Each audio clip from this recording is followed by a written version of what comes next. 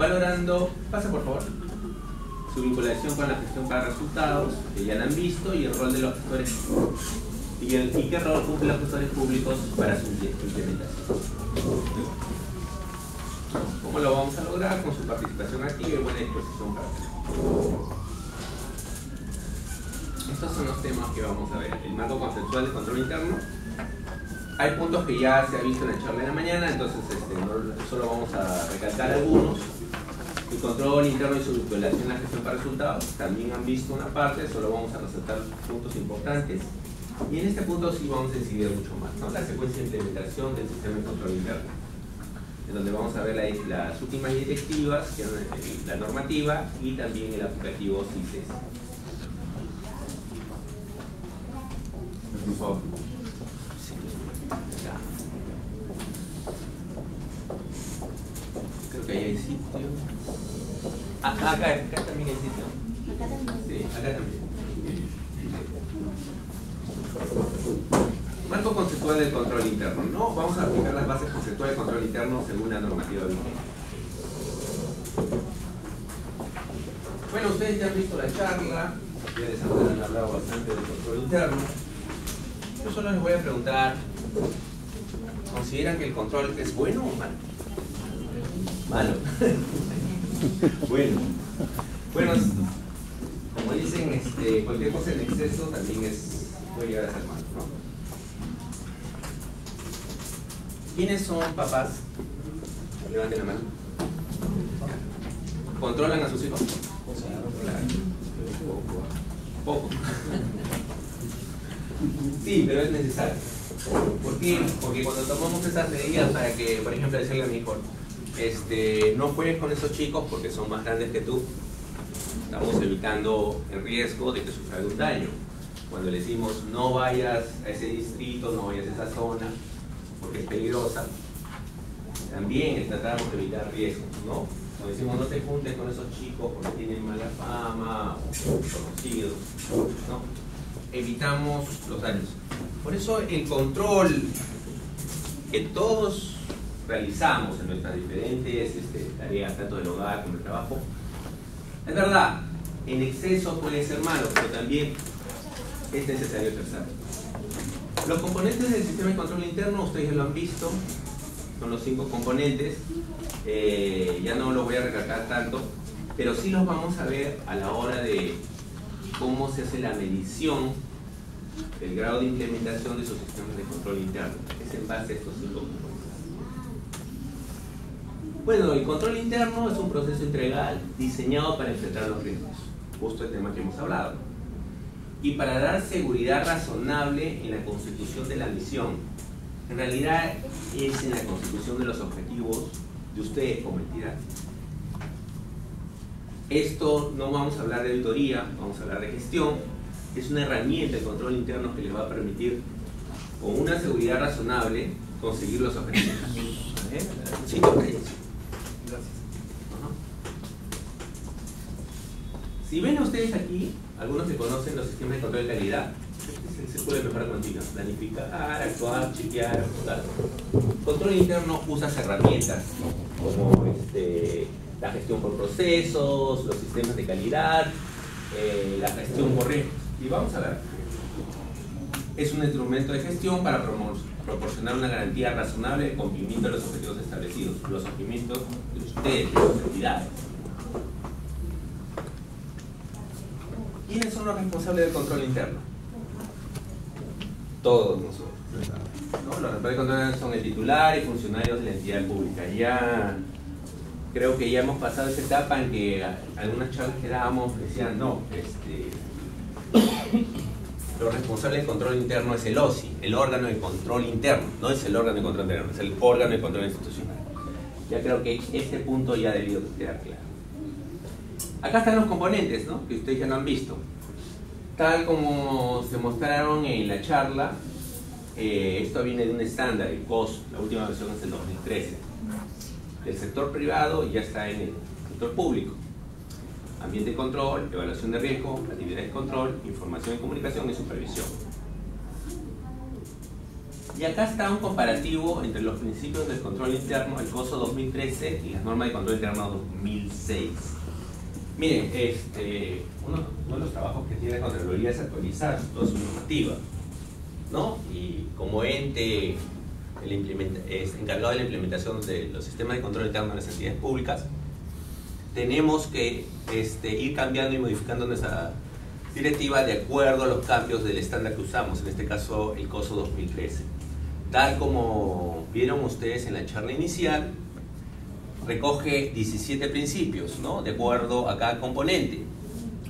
Solo para resaltar algunos puntos, la versión del COSO 2013 nos habla ya de fraude. Bueno, nosotros no usamos tanto la palabra fraude, es corrupción. Y también resalta mucho el uso de las tecnologías de información. De ahí se ve cómo va evolucionando, cómo va cambiando, adaptándose a los nuevos tiempos.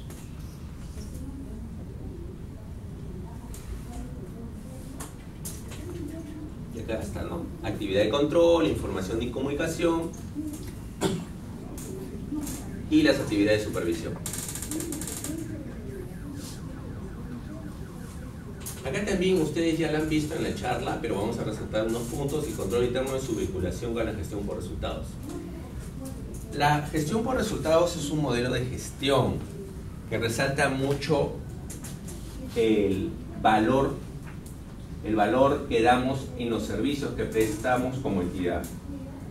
¿Recuerdan ustedes quién no, de repente no ha vivido la experiencia de, por ejemplo, hace unos años que uno iba a su municipalidad a pedir de repente un permiso de construcción, una licencia, y a veces, por más que lleváramos toda la documentación que nos pedían, no sabíamos cuándo nos iban a dar este documento? Tal vez de repente porque los trámites eran muy borrosos, había mucha burocracia, o la persona encargada estaba enferma. Pero si se dan cuenta cómo han cambiado los tiempos, ahora este proceso incluso se puede hacer por internet. El ciudadano, nuestro cliente, ya a veces no necesita ni ir a la entidad. Todo su trámite lo puede hacer por internet, incluso el documento se lo pueden llevar a su hogar. Entonces, ven cómo todas las entidades estamos empezando a ofrecer un servicio más oportuno, mucho mejor, más ágil al ciudadano, y el ciudadano en base a esto va a exigir más. Ya no va a querer tampoco el mismo trato de antes. ¿Cuáles son los pilares y ejes de la Política Nacional de Modernización de la Gestión Pública? Ustedes ya lo han visto: las políticas públicas, los planes estratégicos operativos, el presupuesto para resultados, que ya lo han visto, la gestión por procesos, la simplificación administrativa y organización institucional. De repente ya en algunas de sus entidades ya están trabajando en esto, la simplificación administrativa, ¿no? Una de las características de las entidades públicas es que nos basamos en la normativa. Y ese a veces es nuestro punto neurálgico para estos casos de simplificación administrativa. A veces... bueno, ¿hay algún sitio? Sí, acá. Acá hay sitio. Para uno. Son dos. Acá hay otro. Acá hay otro, hay dos, para dos. Sí. Ahí hay otro sitio, por ejemplo. Sí, ahí hay otro sitio. Okay. Y ahí en medio.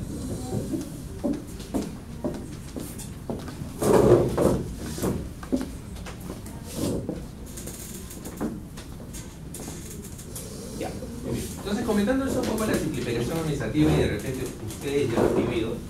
Por ejemplo, ustedes conocen su proceso. No, por ejemplo, ya obtener una licencia. Hay que pasar por estas tres actividades.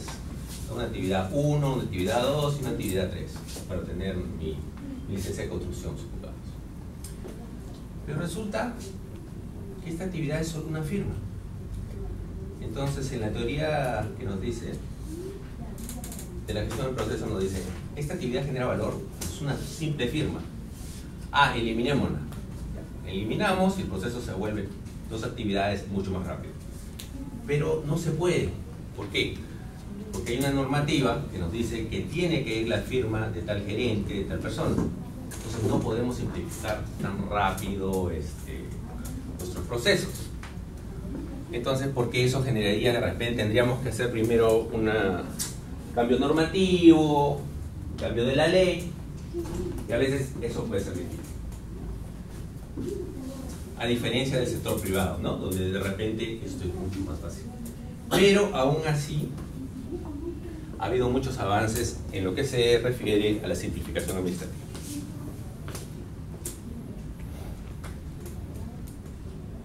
La gestión pública orientada a resultados, ¿qué busca? Que las entidades establezcan objetivos claros y articulados. Presupuesten en función de los objetivos establecidos. Muchas veces cuando se le pregunta a un departamento, a un área de una entidad, oye, ¿cuál es tu presupuesto para el próximo año? ¿Qué le dicen? Ah, este año he gastado 100. Próximo ponme 110 por si acaso, de repente hay algo, ¿no? Y no, esa no es la forma de presupuestar. Deberíamos hacerlo en base a un planeamiento sostenido, sabiendo qué servicios, qué contrataciones vamos a hacer. Es así como se debería hacer esto. Y también debemos buscar optimizar nuestros procesos de producción y soporte. Acá hay un concepto importante y que hace referencia a lo que hablábamos, ¿no? De cómo ahora algunos servicios que antes demoraban días, semanas, ahora ya hasta horas nomás.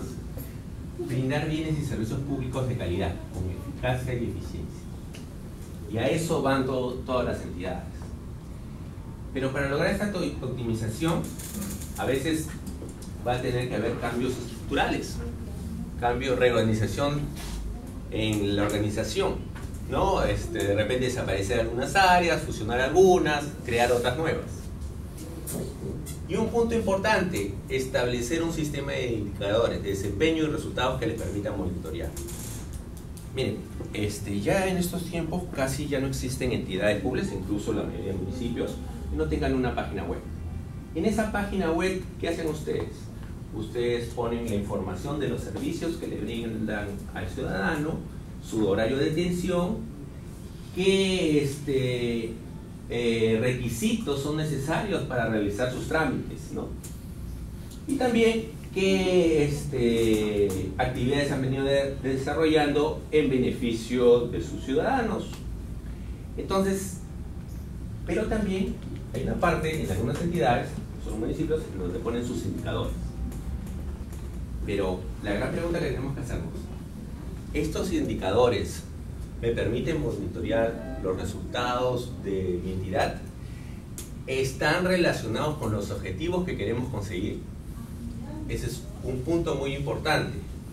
Incluso es tan importante que hay cursos sobre indicadores, ¿no? Como le dicen de los KPI, que en inglés Key Performance Indicators, indicadores de desempeño claves, los más importantes, ¿no? Porque es la mejor forma de medir si estás logrando tus resultados. Y acá otro punto importante, y este es el punto de las páginas web que tenemos.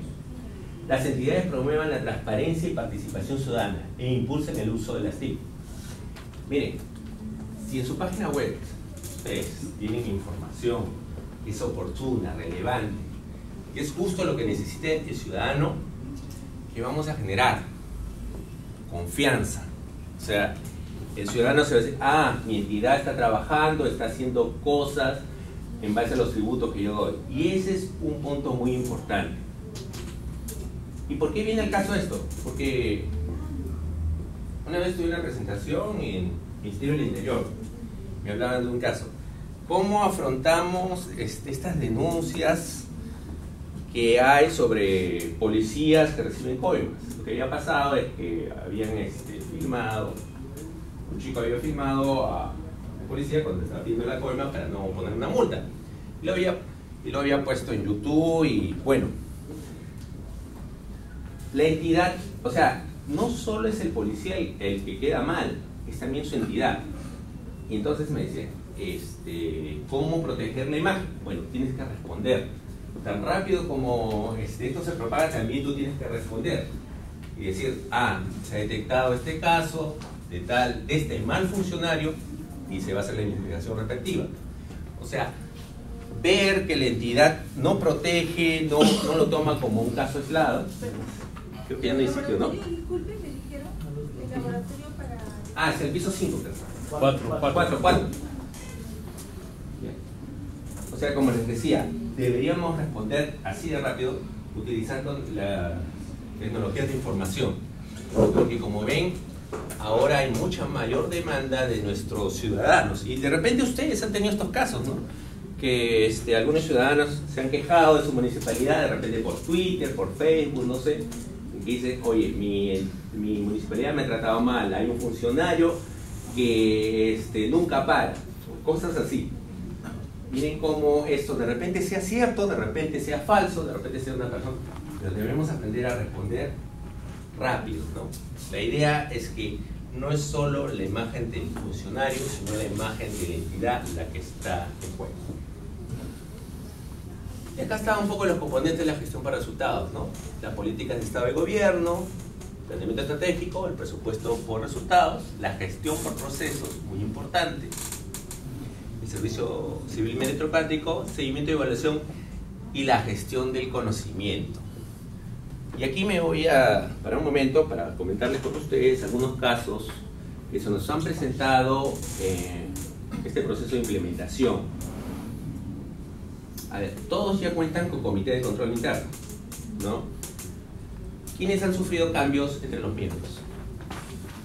Variaciones, ¿sí? ¿Uno nada más? ¿Dos? ¿Tres? ¿Cuatro? ¿Ha sido el presidente del comité quien se ha retirado? Sí. Ya, muy bien. ¿Qué han hecho? Bueno, solamente sacamos una resolución modificando al presidente, a dos de los miembros, de todos sacamos, y sí nuevamente tuvimos que tener algunas charlas para que el presidente, en este caso yo, pudiera ver en qué etapa estaban, cómo había ido avanzando, porque al final es mi responsabilidad, ¿no? Y de ahí ya tomamos otras medidas. Dígame, ¿ustedes ya contaban con acceso al aplicativo? No, recién. Ah, ya. No, Bueno, este año. ya, recién, ya. O sea, ese presidente no tenía acceso al aplicativo. Ya. Sí. ¿Qué casos se han presentado en base a eso? Bueno, ya en ese caso no tenía presente. Se han presentado, por ejemplo, casos en que me llaman por teléfono y me dicen, mira, el presidente se ha ido. Ah, ya, pero por lo menos te ha dejado su clave de acceso. Porque para que tengan acceso a los aplicativos ICESI, ustedes mandan el anexo 5, en donde está el DNI del presidente y su correo electrónico, porque les llega a su correo electrónico. Bueno, me dicen, oye, pero entonces le pregunté, justo fue la charla de ayer, un grupo también de ustedes. ¿Pero qué? ¿Se fue así de imprevisto? Sí, mira, lo que pasó fue que era un funcionario de confianza y de un momento a otro lo sacaron. Y ya no quiso saber nada. Y se fue. Se llevó todo su tiempo. Y eso es un poco la gestión del conocimiento, ¿no? Pues, o sea, a ese señor se le ha capacitado, se le ha dado su acceso, todo, pero eso no es propio de él, es propio de la entidad. Tienen que ustedes cuidar eso, ¿no? Entonces, lo primero que deben hacer, en el caso que ustedes ya tengan acceso al sistema ICESI y haya un cambio principalmente del presidente, es remitir un correo a sistema-control-interno@contraloría.gov.p, donde me indiquen el DNI del presidente saliente. ¿Por qué? Pues yo tengo que quitarle su acceso. O sea, todo, él podía entrar, salir y todo esto. Así que hay que quitarle su acceso. Segundo, me pasan el nuevo DNI, el nuevo presidente y su correo electrónico, ya para que le llegue su nuevo acceso. Ahora, otro punto importante es el reglamento. Ustedes deben contar con un reglamento de su comité de control interno. ¿Por qué? Porque en el caso de tener un reglamento, en ese reglamento pueden ustedes poner... Disculpa, una consulta. En el tema anterior, me ha pasado eso y obviamente llamé aquí a la Contraloría, me dijeron que tenían que registrarme y me dio un código y un usuario. Ya. Una vez hecho eso, ingresé y quise llenar el formulario y... ¿Qué formulario quiso llenar? 5 creo. Es el anexo 5. Para registrar el nombre de la persona encargada del presupuesto. Ah, ya. Sí. Entonces, Ese es está en el temático. Para eso, anteriormente, obviamente el presidente ya había registrado a 2 personas. Una de ellas era la líder, que era... Sí, el líder de equipo lo sigue la decisión. y cada vez que ingresaba a esta persona que es la del presupuesto me salía líder de equipo, y no me permitía avanzar. Ya. Entonces, ¿qué hacer en esos casos? Ya, ese es un problema que ahorita vamos a ver en lo que se refiere a la parte de temática. Sí, va a venir después, pero sí, ya lo tengo presente. Ya, entonces, para terminar esta parte de reglamento. ¿Ya cuentan todos ustedes con reglamento de control interno? Ahora, en su reglamento han puesto... Ustedes saben que eso es parte de su gestión. Ustedes pueden poner incluso sanciones administrativas si ustedes desean. En el sentido, por ejemplo, si algún miembro del comité no participa en las reuniones injustificadamente, ¿no? Si solo participan, ustedes podrían ahí definir a cuántas reuniones máximo permisible de que no participe, o si va a participar o no. Esta es una tarea muy importante. O sea, por ejemplo, las salidas de los presidentes, la información de su código de acceso, ¿no? La información. Muy importante también es que otro caso que se presenta es que ya cambian de presidente, pero el nuevo presidente dice cómo primero cómo yo voy a aceptar ahora yo tengo que asumir todito lo que se ha avanzado, cómo aceptarlo. Entonces, por eso una recomendación que les hacíamos ahí es tener suplentes, ¿no? Y que participen en sus reuniones. ¿Para qué? Para que se vayan enterando. Y en caso, es normal que un funcionario público, tenemos ese alto problema de rotación, cambie por N motivo, por mejora salarial, por enfermedad o porque quiera retirarse. Entonces, la nueva persona que entre no esté desconectada de la información de todos sus avances. Punto muy importante para una buena implementación de su sistema de control interno es la continuidad. ¿No? Es un trabajo continuo. Podemos de repente nosotros cambiar como personas, pero el equipo que esté debería continuar el trabajo. Un poco aquí estamos viendo la gestión por procesos. Implica un trabajo transversal en todas las áreas donde prima la satisfacción del ciudadano sobre los objetivos de las áreas. ¿Por qué? Aquí se los explico. Generalmente muchas entidades trabajan sus departamentos o áreas como islas. Yo soy el área de recursos humanos, yo soy el área de finanzas, yo hago mi trabajo, bueno, y lo demás ya no importa tanto. No es así, porque para brindar un buen servicio al ciudadano, por ejemplo, el área 1 hace bien su trabajo, el área B hace también bien su trabajo, pero el área C, por diferentes motivos, de repente el integrado no está, no culmina su trabajo. Entonces el servicio que íbamos a vender al ciudadano es incompleto, ¿no? De ahí la importancia. Está bien que hagamos nuestro trabajo, pero es un trabajo de equipo. Creo que ya no hay sitio. Sí, en el otro, en el 10.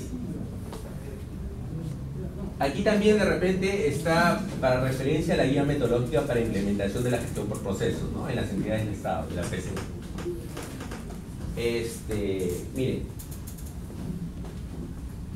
los pilares para una buena implementación de su sistema de control interno son la gestión por procesos y la gestión de riesgos.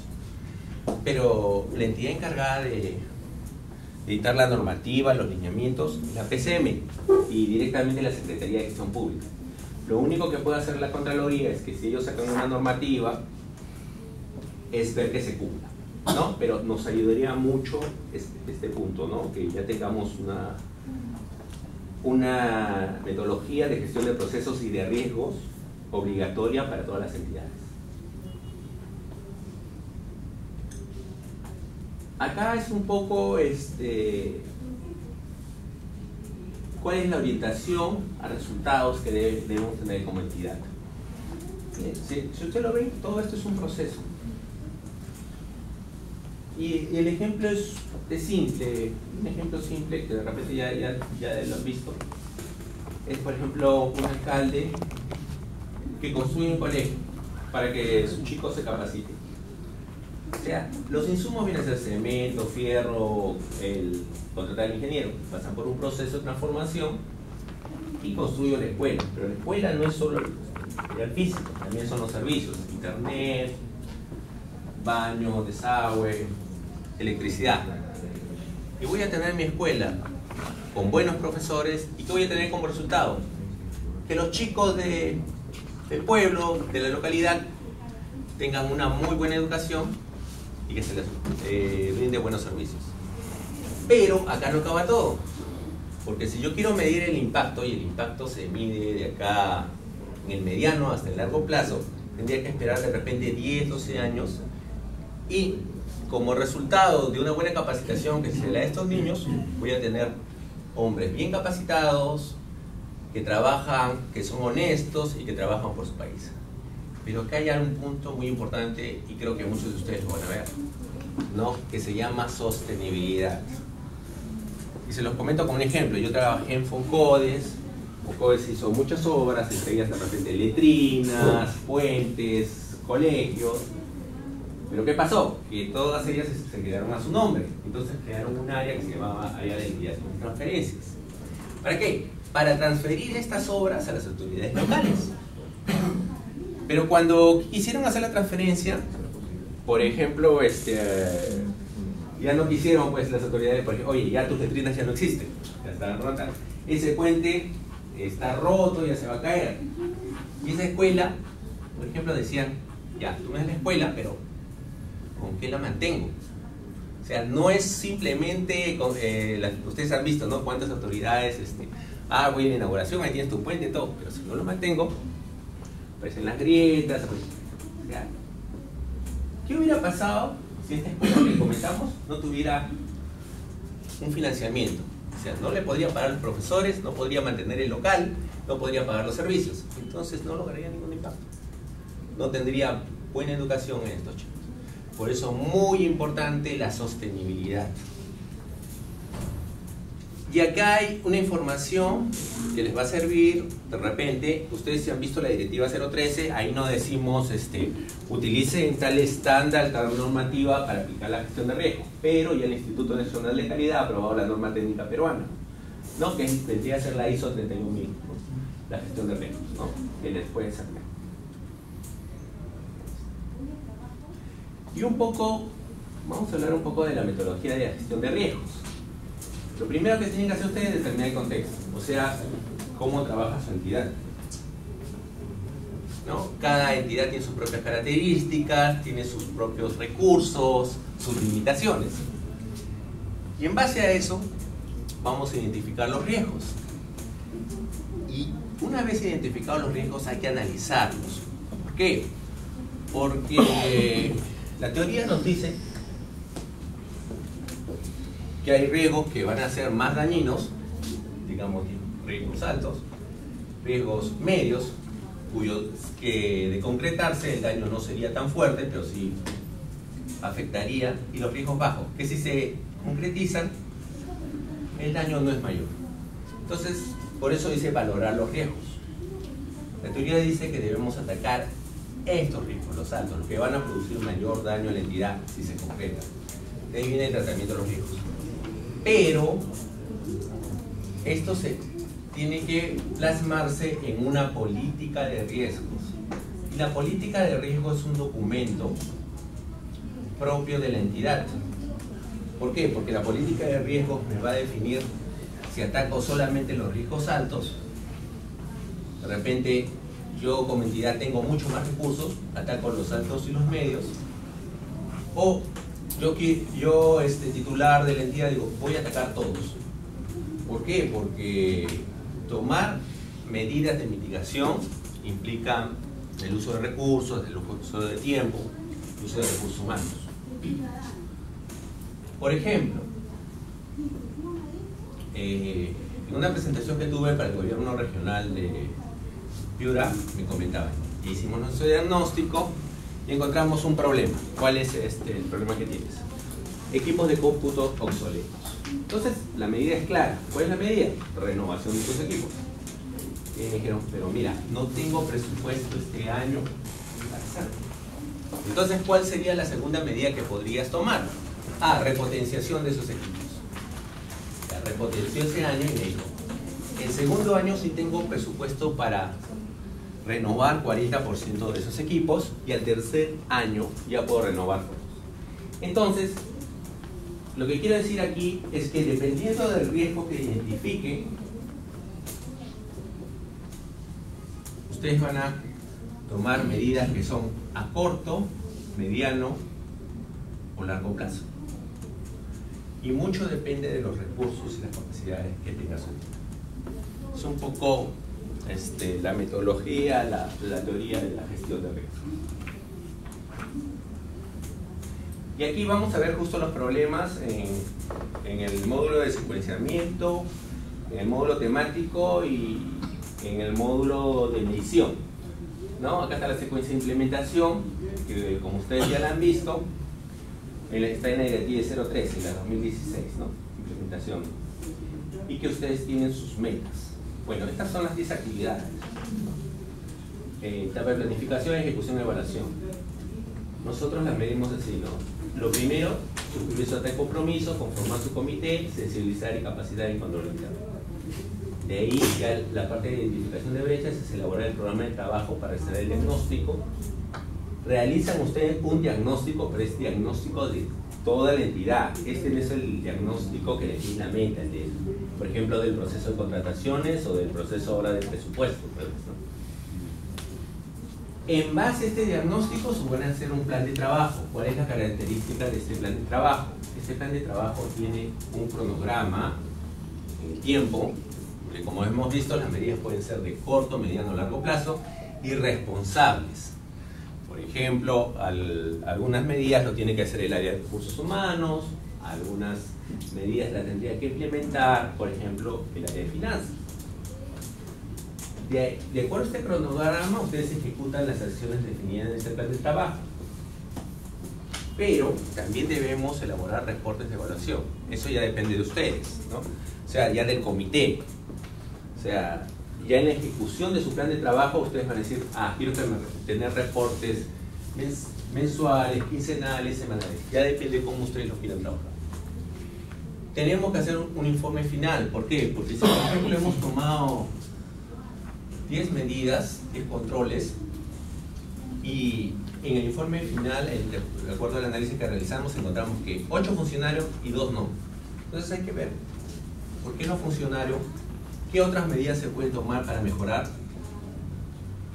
Y aparte también, ya viene la parte de retroalimentación del proceso, porque este proceso no acaba. Porque de repente algunos riesgos que yo al inicio los encontré altos, ahora son medios, o de repente son bajos, o de repente ya no existen. Y de repente aparecen nuevos riesgos. Entonces, por eso viene el tema de la mejora continua. Siempre van a aparecer nuevos riesgos, siempre van a ser cosas que podemos siempre seguir mejorando. Y acá un punto importante en eso de los riesgos, y que la implementación de un buen sistema de control interno la recomienda. No solo vean los riesgos internos de la entidad, sino también los externos. Y un ejemplo de un riesgo externo, por ejemplo, un programa social, generalmente, por ejemplo, ustedes, si fueran un programa social de gobierno, hay un riesgo externo, que por ejemplo sea que el Congreso diga, todos los programas sociales tienen que fusionarse. Entonces, ¿qué significa? Que ustedes como programa social se van a fusionar con otro y de repente ahí viene, ¿cuál va a ser mi nuevo presupuesto? ¿Con qué personal voy a trabajar? Es un riesgo que ustedes no manejan, que no lo controlan, pero siempre se debe monitorear. Y acá estamos con el módulo de secuencia de implementación, que comprende ya las 10 etapas que ustedes han visto, las 10 actividades. Si ustedes, por ejemplo, tienen el acta de compromiso, ponen sí y adjuntan el documento. Pero así como ustedes tienen acceso al aplicativo, quien tiene acceso al aplicativo es el OSI. ¿Todos tienen OSI? Sí, ya, porque ayer también había, hay entidades que no tienen OSI, ¿no? Ya, esos son más que todo en provincia. Ya, entonces, ¿no tienen OSI? Ah, ya, entonces sí es un buen caso, tampoco tienen OSI, ya, está bien. Vamos a ver los casos en que tienen y no tienen OSI.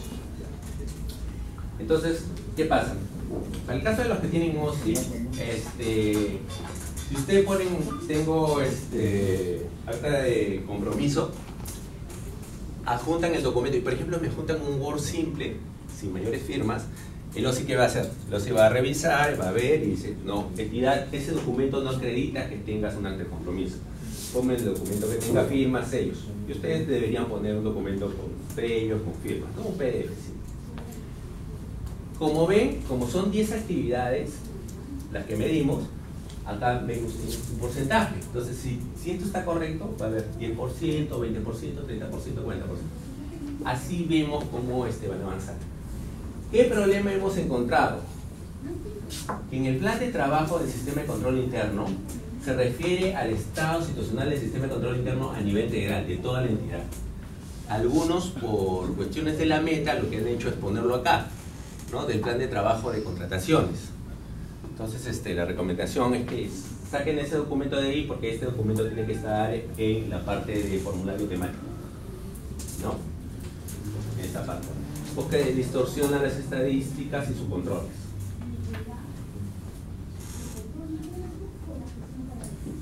Y aquí también contamos con información complementaria, son 3 puntos más, ¿no? Pero estas no les van a entrar en el avance conceptual. Este es simplemente para seguir. La difusión de su sistema de control interno al interior de la entidad evidencia, como por ejemplo registro de participantes en las charlas de capacitación, las actas de sesiones del comité de control interno de la entidad. Nosotros recomendamos por lo menos una reunión cada 2 meses, pero si ustedes la hacen mensual, quincenal, mejor todavía. Y también el reglamento de control interno, deberían ustedes colgarlo. Ahora, otra de las características del aplicativo es que, por ejemplo, si ustedes saben, como comentamos, ¿no? El comité de control interno puede cambiar. Entonces, en la parte que dice cuenta con comité de control interno, ustedes ya tenían un documento, entonces, y lo han actualizado, simplemente lo adjuntan. El aplicativo les guarda una historia. Entonces, así seguimos el avance y se actualiza la documentación.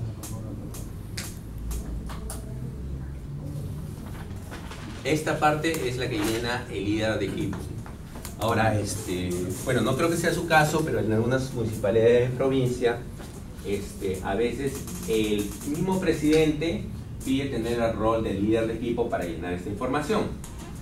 Entonces, no sé si es el caso, pero si se presenta ese caso, lo que tiene que hacer el presidente, si es que tiene esos 2 roles, es en la parte superior derecha, dice ver datos.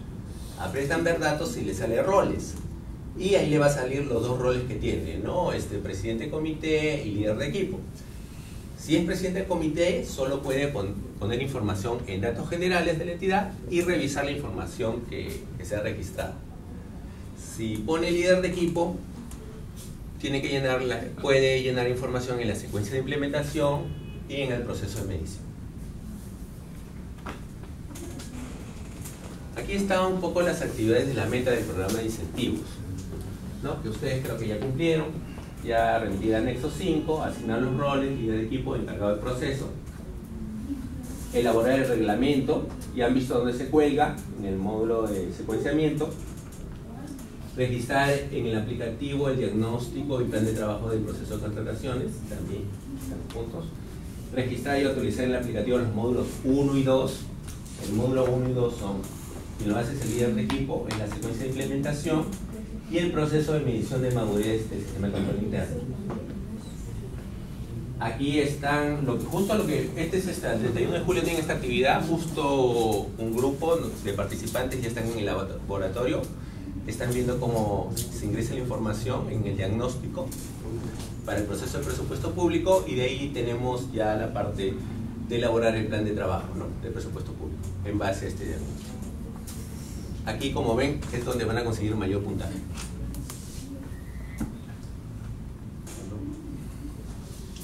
Y ahora, ¿qué problemas hemos encontrado en este? Lo que pasa es que nosotros contamos con el aplicativo, tenemos las estadísticas y sabemos qué entidad ha registrado y qué entidad no. Y por ejemplo, tenemos 14 municipalidades que no han registrado nada en el modo de secuencia de implementación, ¿no? Como Chorrillos, como Surquillo, como Pucusana.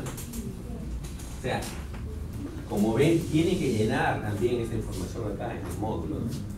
La idea es que es la mejor forma de registrar sus avances, y de acuerdo a la directiva están en la obligación de hacerlo, a fin de evitar que también nosotros ya estamos pensando en mandar oficios, ¿no? Porque no están cumpliendo con esto.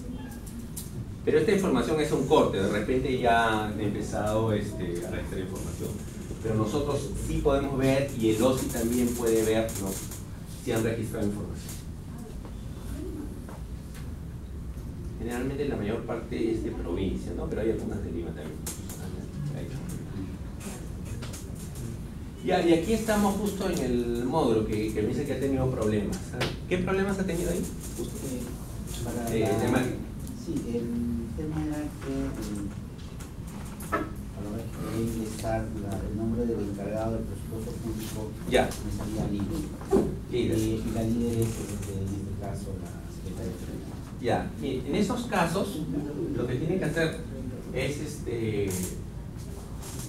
primero comunicarse con su facilitadora, la encargada, ¿ya? Y también mandarme un correo acá al sistema de control interno y me dan un pantallazo, porque el problema es acá, ¿no? Designar a la persona, ¿no? Entonces yo lo veo, ¿no? Y ahí me da cierta información, su DNI y su correo electrónico, ¿no? Y el cargo.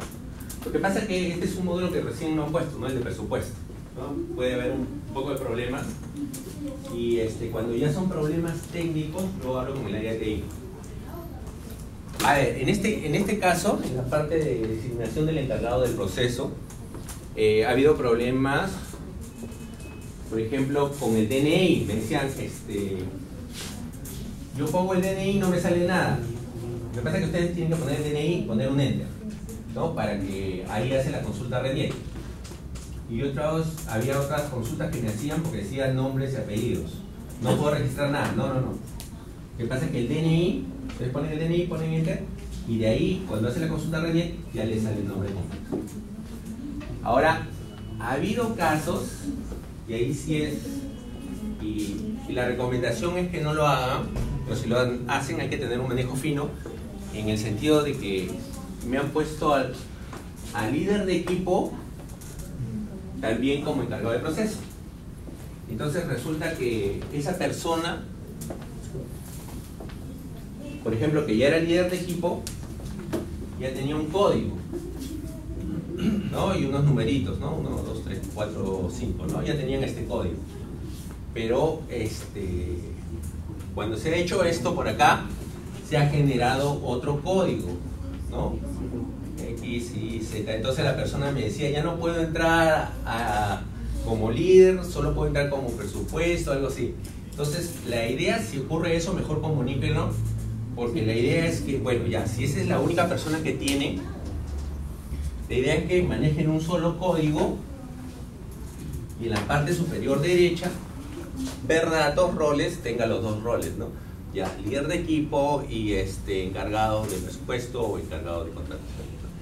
Ese es un problema ya, pues, ya es propio del sistema, ¿no? Cómo lo ha leído, ¿no? O sea, que hay que tratarlos. Sí se me ha presentado ese caso y me decían, no, yo no puedo entrar y yo soy, tienes dos funciones, ¿no? Encontraba que esa persona, había un pequeño conflicto en el sentido de que tenía dos códigos. No, lo recomendable es que no, pero si lo hacen, comuníquense un poco con su facilitador previamente para arreglar esa situación.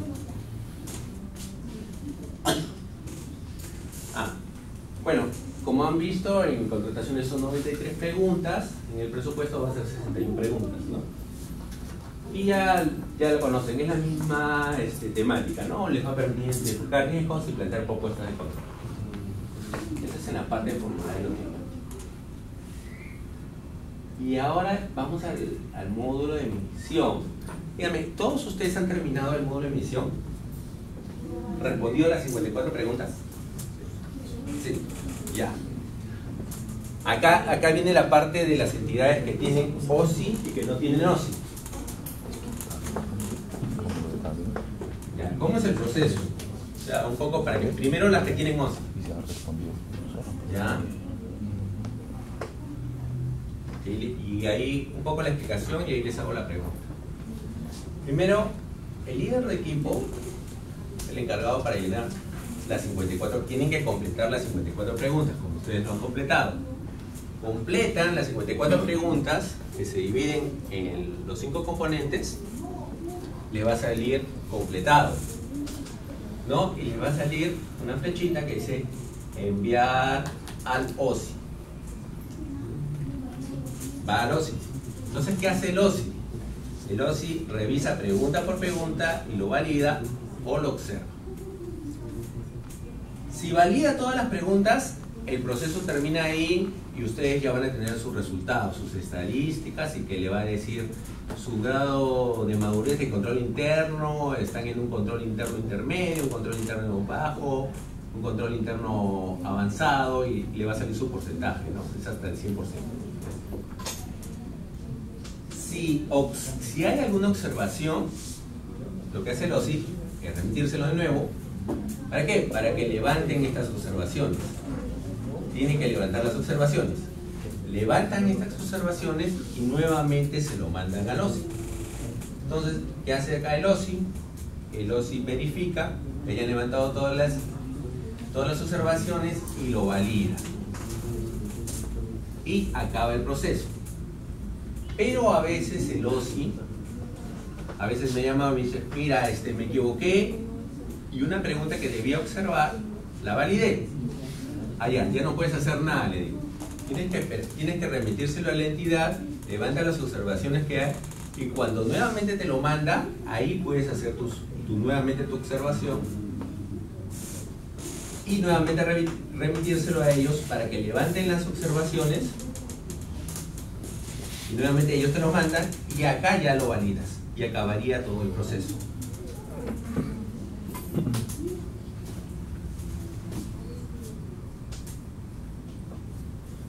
Ahora, todos ustedes ya tienen sus estadísticas, ya les ha salido ¿no? ¿En qué nivel de control interno están?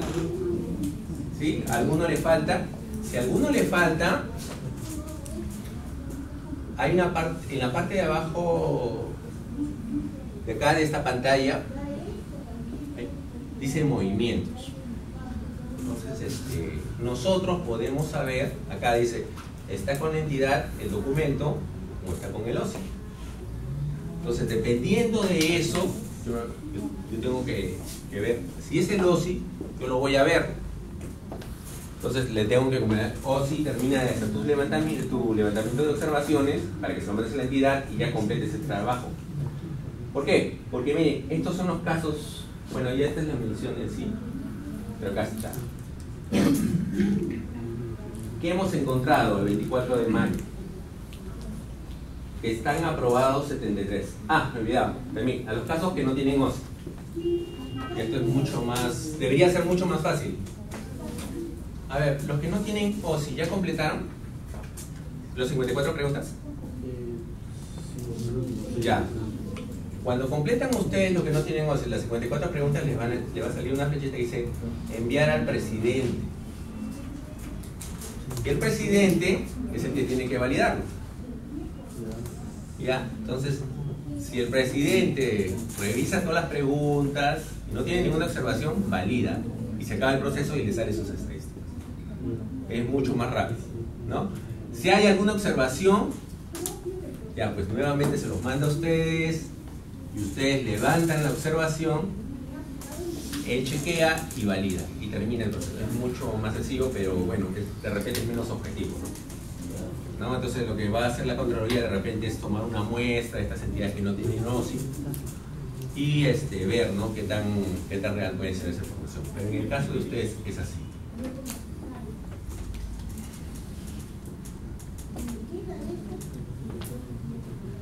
¿Qué hemos encontrado? ¿Qué significa aprobado? Aprobado es que ya ha sido validado por el OSI o el presidente del comité. Tenemos 73. Completado es cuando ustedes han completado los 54 preguntas. O sea, y todavía no lo han remitido al OSI o al presidente del comité. En progreso es que por lo menos me han contestado una pregunta de las 54. O sea, no han completado las 54.